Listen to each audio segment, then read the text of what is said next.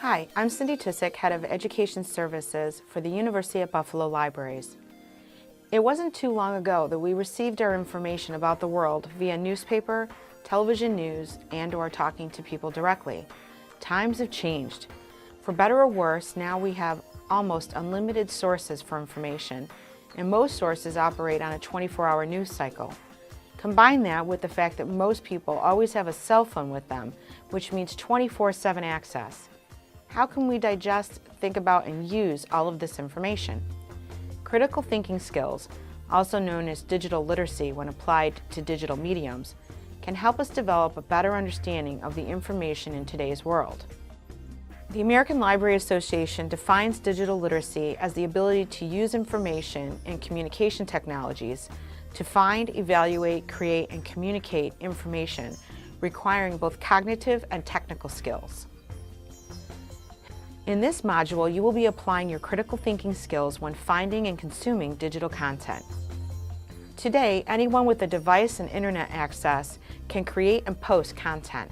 The barrier to content and sharing and creation is so low that it becomes quite difficult for the consumer to tell how legitimate and accurate it is.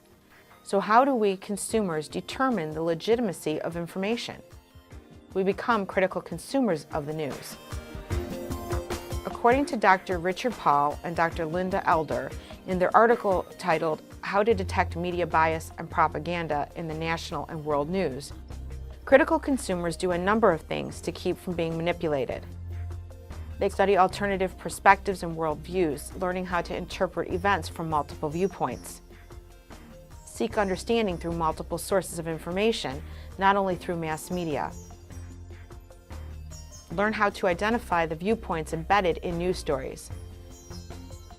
Analyze news constructs in the same way they analyze other representations of reality. Assess news stories for their clarity, accuracy, relevance, depth, breadth, and significance. Notice contradictions and inconsistencies in the news. Notice the agenda and interest served by a story. Notice the facts covered and the facts ignored. Notice what is represented as fact. Notice questionable assumptions implicit in stories. Notice what is implied and what implications are ignored or emphasized. Notice which points of view are systematically put into favorable light and what is in an unfavorable light. And they question the social conventions and taboos being used to define issues and problems.